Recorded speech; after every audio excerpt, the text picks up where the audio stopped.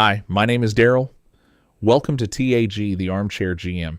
The Vegas Golden Knights came within 2 wins of a second Stanley Cup in 4 years. They lost the final to Carolina.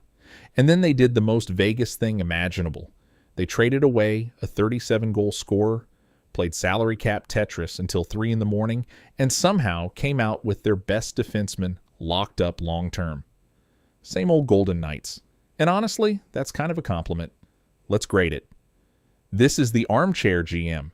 Vegas's whole offseason started on draft night with one painful, necessary move. They traded Pavel Dorofeyev to the New York Rangers.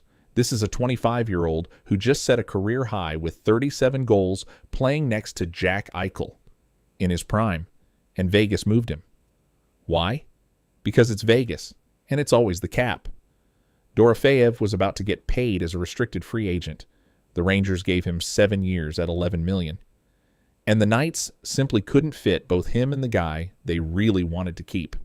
In return, they got a bag of picks, then did what Vegas always does. Wheeled and dealt them, sliding down the board and turning them into defenseman Juho Pietrangelo at 29th overall, plus more capital. Losing a young 30-goal scorer hurts, but it was forced, and they got fair value. B. And this is who they cleared the room for. Rasmus Andersson, the guy they traded for at the deadline, who slotted right in next to Noah Hanifin and helped power their run to the final. Re-signs. 7 years, $8.5 million a season. This was McCrimmon's #1 priority all summer, and he got it done. They also brought back bottom-pairing bruiser Jeremy Lauzon on a 6-year deal at $4 million. Now, 7 years for a defenseman entering his 30s on a team that already has money tied up on the back end? That's the Vegas special. The back half of that contract could get spicy, but in the here and now, they kept a legit top-pairing guy, and their blue line stays one of the best in the West. Got their guy, kept the core intact, B+. And to make all of that fit, McCrimmon ran the usual clinic. He traded goaltender Akira Schmid to Florida. He flipped Caden Korczak to Pittsburgh for Parker Wotherspoon to shed cap. He sent Keegan Kolesar to Detroit for picks. And, as they do every single year, they've got Alex Pietrangelo and his $8.8 million cap headed to long-term injured reserve to open up the room. I've genuinely stopped questioning how Vegas does this. Every summer they're over the cap, and somehow every fall they ice a contender.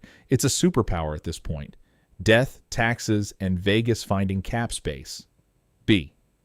Oh, and one more thing. There's a new voice behind the bench. Ryan Craig takes over as head coach, succeeding John Tortorella. So what is this team? The core is still absolutely loaded. Eichel, Marner, Stone, Carlson, Hurdle. That is a championship spine. But 2 questions loom. 1. The goaltending. When Carolina buried them in the final, it wasn't the defense that broke. It was the crease. Is it solved? Not really. 2. This team is getting expensive and a little older, and trading Dorofeyev means 1 fewer young scorer on the way up.